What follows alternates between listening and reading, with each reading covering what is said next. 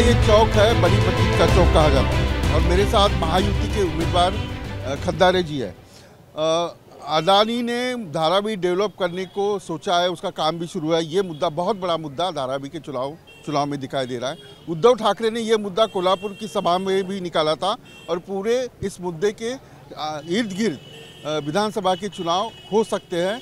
मुंबई अदानी को देने की बात महायुति कर रही है और उसे अपोज कर रहे हैं महाविकास आघाड़ी के नेता। बहुत अहम है मुंबई के लिए धारावी। कैसा बस्ती है यहाँ?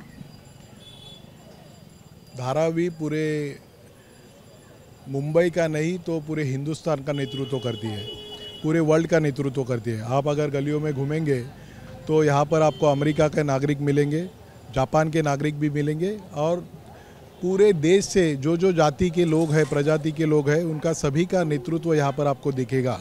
वो तमिल लोग हो, वो अपने मादिगा समाज के कर्नाटक के लोग हो, वो राजस्थानी लोग हो या वो पंजाबी लोग हो, आपको सभी जाति धर्म के लोग यहाँ पर आनंद से उनका व्यवसाय चलाते हुए आपको दिखेंगे। उनका समाज का प्रतिनिधित्व करते हुए आपको यहाँ पर दिखेंगे। धारावी का मुद्दा भी विधानसभा के चुनाव में अहम बन गया है। बिल्कुल। महायुति के लोग धारावी का विकास जो है वो ठीक तरह से नहीं कर रहे हैं, ऐसा महाविकास आघाड़ी के नेता उद्धव ठाकरे का कहना है। ये विकास का जो मुद्दा है, आपको भली भांति इसके तह तक जाना पड़ेगा। जो आज की स्थिति है उस पर आप सोचते हो, आज उस पर आप बात करते हो। ये मुद्दा, विकास का मुद्दा लाया किसने है, विकास की नीतियाँ लाई किसने है। 25 साल पहले विकास का सपना धारावीकरों को दिखाकर यहाँ पर हमारे सत्ताधारियों ने राजनीति की है।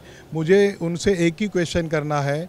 आपने प्रोजेक्ट लाया 2002 में आपने प्रोजेक्ट लाया, धारावी के लिए एक मॉडल आपने बनाया, मॉडल आपने दिखाया। ऐसे घर होगा, घर के सामने गार्डन होगा, गार्डन के सामने रास्ते होंगे, स्कूलें होंगे, कॉलेजेस होंगे, अच्छे अस्पताल होंगे।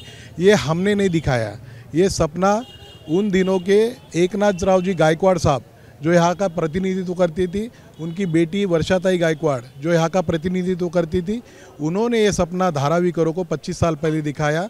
मैं आपके माध्यम से ये पूछना चाहता हूँ कि उनको कोई गुंडे परेशान कर रहे क्या? ये योजना आपने क्यों बनाई नहीं?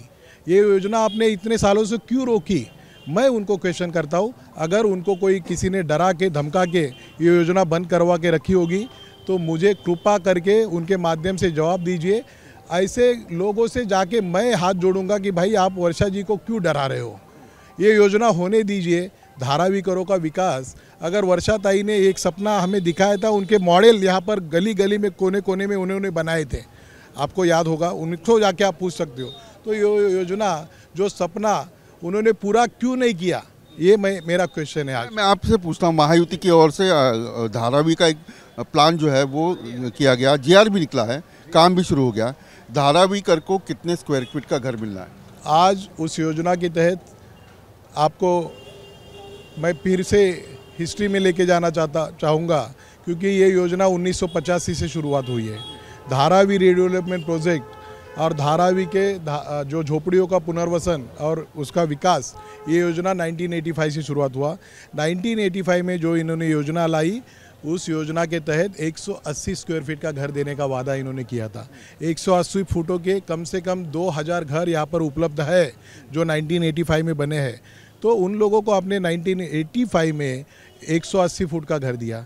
उसके बाद धारावी बचाओ आंदोलन ने जोर पकड़ा। उन्होंने मांगे कि हमें थोड़ा बड़ा घर चाहिए, घर बहुत छोटा है।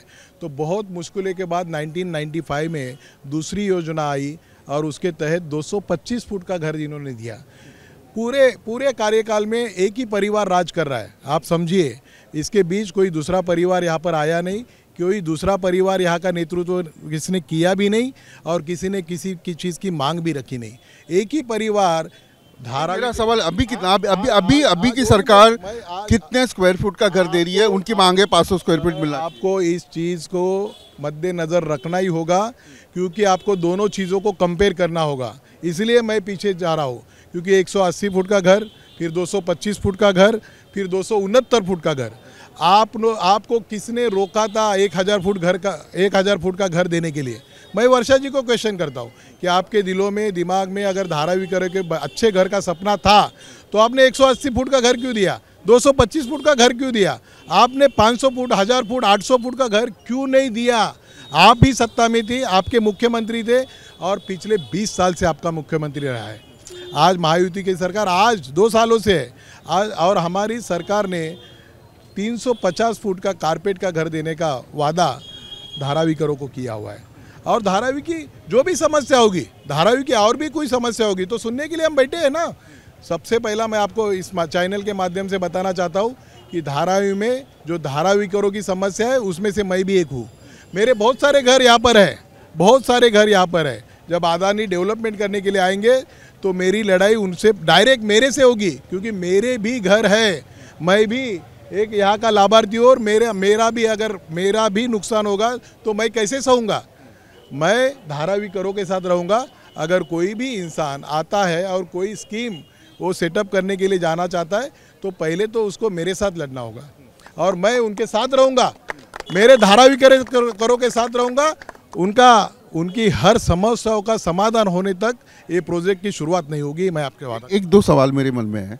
लोकसभा में मुस्लिम और दलित वोट जो है वो महाविकास आघाड़ी के साथ था, आप इस बार महायुति के चुनाव लड़ रहे हो, क्या वो नैरेटिव ख़त्म हो गया है या कायम है?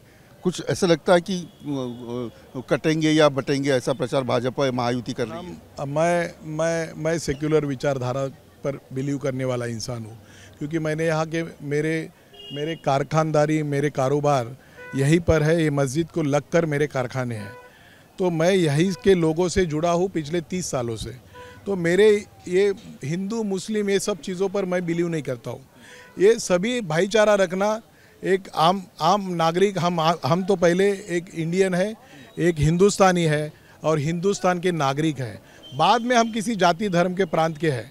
प्रांतवाद, धर्मवाद, भाषावाद, इस पर मैं बिलीव करता नहीं हूँ। यहाँ का महायुति में शामिल बीजेपी के नेता तो ऐसा प्रचार करते हैं, नीतीश राणे वो और कई नेता। बीजेपी की उनकी जो प्रचार की रणनीति होगी वो उनकी होगी। मैं मेरी प्रचार की रणनीति समझता हूँ। मेरे विचारधारा आपने पूछी, मैंने आपके सामने मेरी विचारधारा रखी है। मैं धारावी का नागरिक हूँ, धारावी का सुपुत्र हूँ और मेरी विचारधारा ये है कि मैं सभी जाति धर्मों को लेके चलता हूँ। एक आखिरी सवाल, कितना कठिन लगता है आपको? गायकवाड़ परिवार का पूरा यहाँ राज रहा है और आप मैदान में हो। मुझे आप सही मायने में पूछे तो मुझे कोई कठिनाई दूर दूर तक दिख नहीं रही है। मैं आज मुस्लिम बहुल इलाके में घूम रहा हूँ और आप देख रहे हो मेरा स्वागत करने के लिए बहुसंख्य मुस्लिम महिलाएं, पुरुष यहाँ पर उपलब्ध है, मेरे साथ वो घूम रहे हैं और वो वर्षा जी का विरोध कर रहे हैं। वर्षा हटाओ, धारावी बचाओ, ये नारा है उनका। परिवार हटाओ, वंश हटाओ और धारावी बचाओ, ये नारा है। लोग एक परिवार को आज पसंद नहीं कर रहे, उन्हीं के परिवार के लोग, क्योंकि ये संविधान का अपमान है। संविधान क्या है? संविधान मैं पूछना चाहता हूँ। जो संविधान खत्म करने की बातें, संविधान खत्म होगा ये नैरेटिव सेट किया गया और दलित और जो मुस्लिम भाइयों के वोट लिए गए। लेकिन मैं आपको पूछता हूँ संविधान क्या है? बाबा साहब की विचारधारा क्या है? बुद्ध की विचारधारा क्या है कि भाई राजा का बेटा ही राजा नहीं बनेगा, राजा का बेटा ही राजा नहीं बनेगा, राजा ही वही नेतृत्व नहीं करेगा जो मेरिट के आधार पर, काम के आधार पर। इस देश में राजा का बेटा राजा ना बनते हुए कोई भी एक आम आदमी भी राजा बन सकता है, उसके काम के आधार पर, मेरिट के आधार पर। वर्षा जी ने वो विचारधारा को ख़त्म किया है। वो राजा का बेटा ही राजा बनेगा और फिर राजा का बेटा ही राजा बनेगा, ये संस्कृति। मैं कांग्रेस वालों को पूछना चाहता हूँ कि भाई उनके यहाँ पर कोई भी कार्यकर्ता, आम कार्यकर्ता नहीं है क्या? उनके पूरे कैडर में एक आम आदमी नहीं है क्या? जो वर्षा गायकवाड़ जी की बहन, जिसका कोई यहाँ पर नामो निशान नहीं है, ऐसे लोगों को जोर ज़बरदस्ती धारावीकरों के माथे पर लादा गया है। जोर ज़बरदस्ती लादा गया है। आप पब्लिक में जाइए, आम नागरिक को पूछिए, आप ज्योति गायकवाड़ को जानते हैं क्या? किसी ने उनको देखा है क्या? आज वो डॉक्टर कहकर उनका लेबल लगाती है, वो डॉक्टर है। हमें तो विश्वास नहीं होता है, क्योंकि 50 साल से एक डॉक्टर को छुपाए रखा है।